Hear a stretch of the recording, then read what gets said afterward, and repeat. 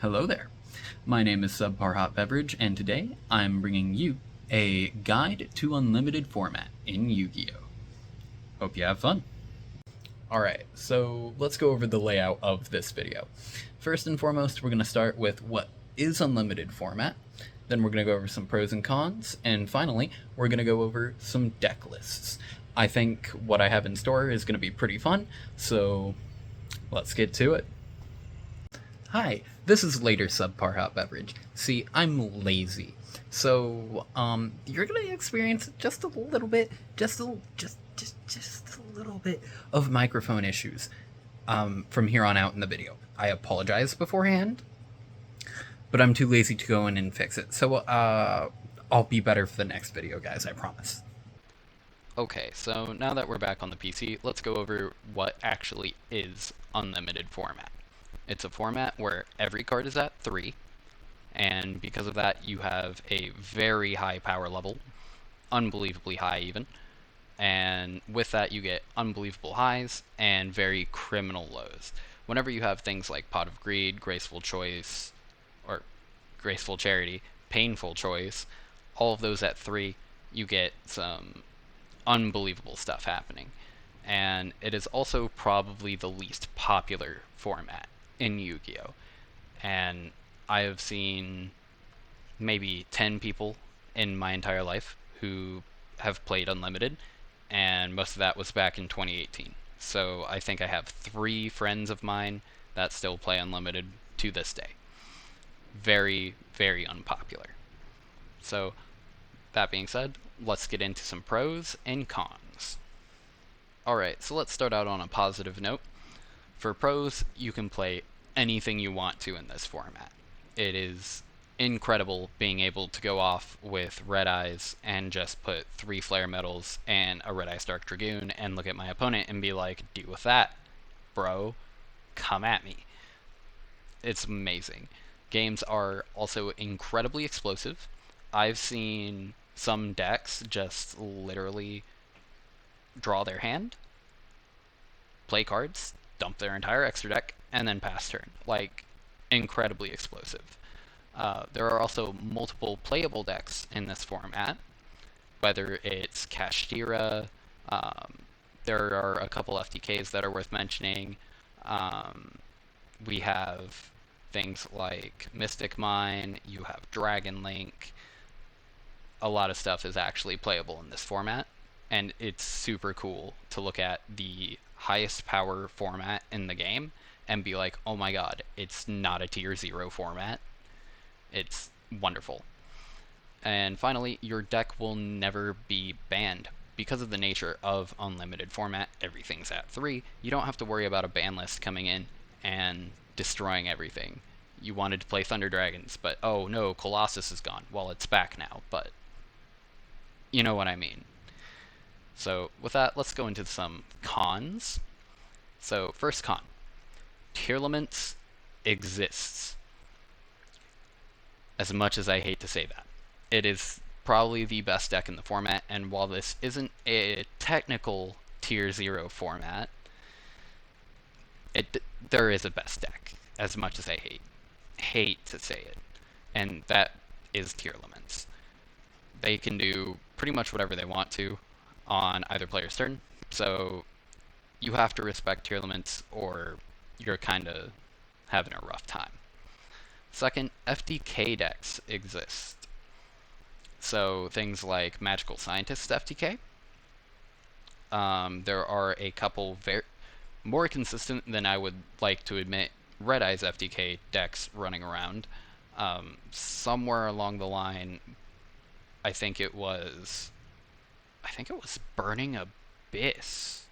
I don't know if that deck's still playable, but there was a Burning Abyss FTK deck from, I think it was like 3 or 4 years ago, that ran around a little bit, and it did pretty good. It wasn't great, but you know, they pulled it off like twice. And so yeah, FTK decks exist. So for some more cons, we have some cards are actually just design mistakes. These are cards like True King of All Calamities, Heroic Champion Rangaminiad, Guard Dragon Agripane. Yeah, there are just some cards are just design mistakes, and you do have to deal with those in this format. Um, and then games can be determined by the die roll. Because of the nature of how powerful this format is, there is always a chance that your hand traps, your board breakers, they're just not enough to get through what your opponent can put up. I take Tearlaments as a big example of this one. If you're not playing something that just hard counters Tear, there is a very real chance that they will put something up turn 1 that there is no way you can break through. And that's kind of the worst of it, if I'm being honest. And then, yeah, FTK decks, but hand traps are usually enough to stop those. So, I guess we'll get on to some deck lists.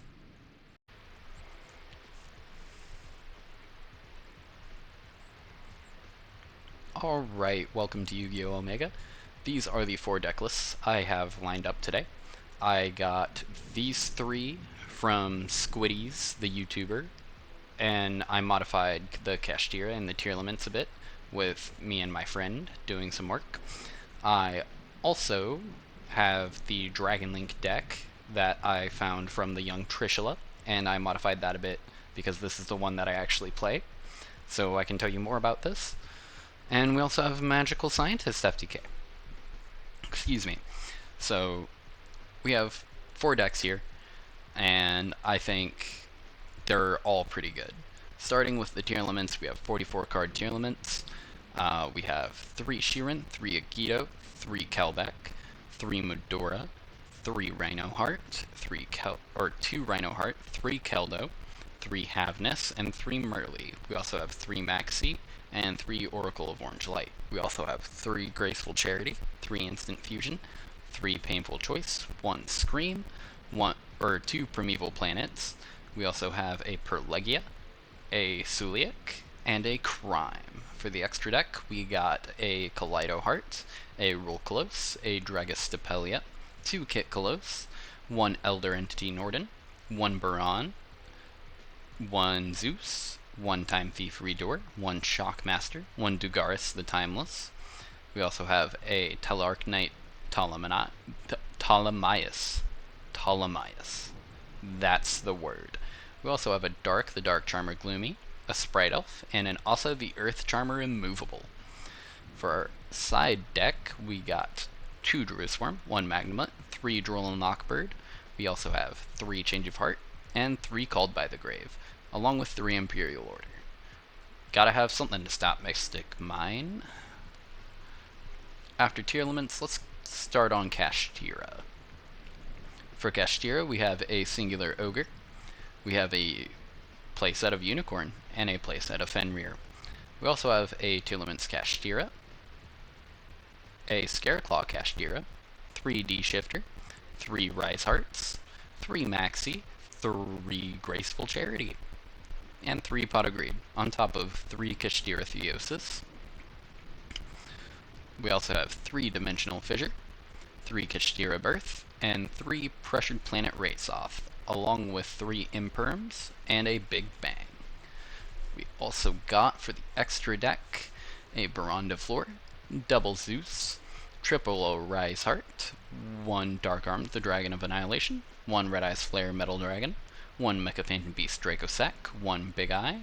We also have 3 Shangri-Ra, a Utopic Draco Future, and a Utopic Future. For our side deck, we got 3 Artifact Lancia. We also have 3 Droll Knockbird. We also got 3 Delinquent Duo, and 3 Crossout Designator. Finally, we got 3 Red Reboot. Man, gotta have something against Mystic Mine. I hope that's not a theme. So, onto our Dragon Link deck. We got 60 cards this time. We have a Red Ice Darkness Metal Dragon, a Chaos Dragon Legionnaire, 3 of Lupalions, 1 Apsarouter, 2 Baldrake, 2 Druisworm, 3 Magnamut, 3 Saronir. We have 1 Silver Rocket, 2 Black Dragon Collapse Serpent, 3 Starleash Safearts, 1 Rocket Caliper, 2 Wyver Burster, 1 Eclipse Wyvern, 1 Rocket Tracer, 1 Rocket Recharger, 3 Ash Blossoms, 3 Maxies, 1 Dragon Buster Destruction Sword, and a Chaos Emperor, the Dragon of Armageddon. We also have 3 Chaos Space, 1 Harpy's Feather Duster, 3 Painful Choice, 3 Soul Charge, 1 of Triple Tactics Talent, 3 of Thrust. We also have 3 Crossouts, and 3 Quick Launches, along with a Branded Regained, a Branded Beast, a Boot Sector, and a Dragon Ravine.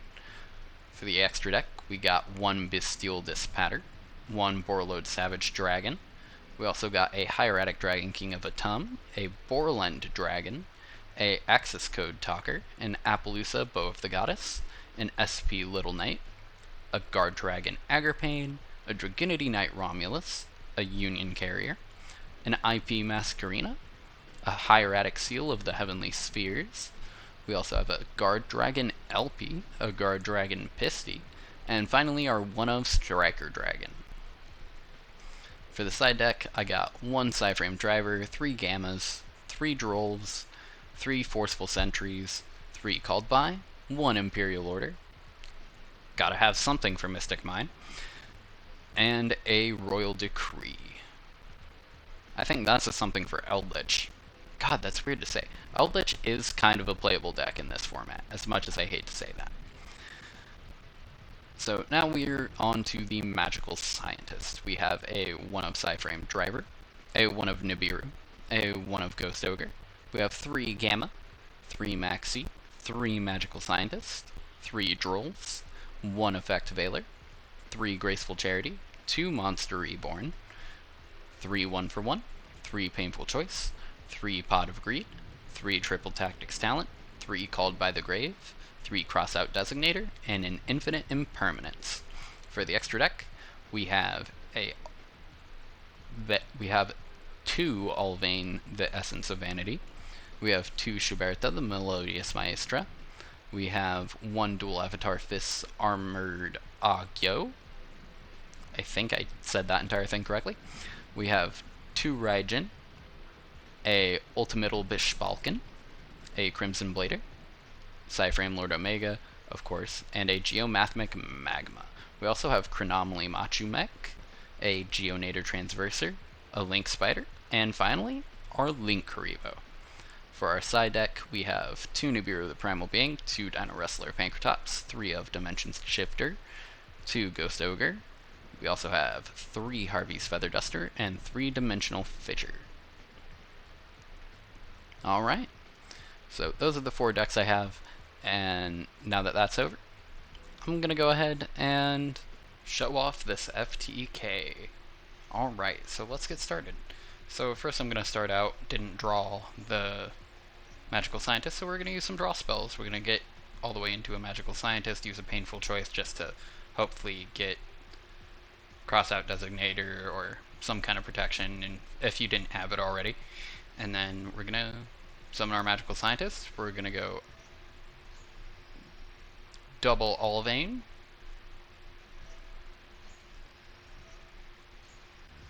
and double Schuberta.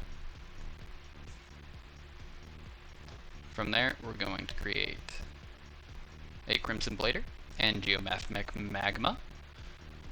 So we have a tuner and a non-tuner, both level 8 synchros. That's important. And we're going to go straight into the Bishbalkin. So, yeah, this card's original level is always treated as 12. Cannot be synchro summoned, must be special summoned from your extra deck by sending 2 level 8 or higher monsters you control with the same level to the graveyard. 1 tuner and 1 non-tuner. And we had that, so we can summon Bishbalkin. Then we're going to Bishbalkin effect, summon some tokens, and then we're going to go ahead and link a token away for Link Spider, link a second away for Link Karibo, and then we're going to link those 2 into Geonator Transverser. From here, we're just going to get out 2 invoked Raijin, and then we're going to use Geonator Transverser effect to give them the Bishbalkin. Once this has been accomplished, you simply overlay into Chronomaly Machu Mech and use its effect to kill your opponent. And you win. So yeah, that's the Magical Scientist FTK I said I would show off, and I think that's pretty cool. This is one of the higher highs of the format. You can just high off of one card you lose. It's pretty cool. But it can also be a pretty low low. The good thing is this card is stopped by having, say, multiple hand traps. If you have a Gamma and an Effect Veiler in hand, there is nothing they can do, really. Especially if you just sit back and go, alright, so I'm going to Effect Veiler the Chronomaly Machu Mech, so I now have this 8k beat stick. That's just going to attack over your Magical Scientist. I need to get any one thing out, and then you lose. So there's a lot of counterplay that can be done to this deck, mainly hand traps and well, going first. But yeah, with that being said, I think that will be it for the day. I hope you guys have a wonderful, wonderful day, and I will see you guys in the next video. Have a good one.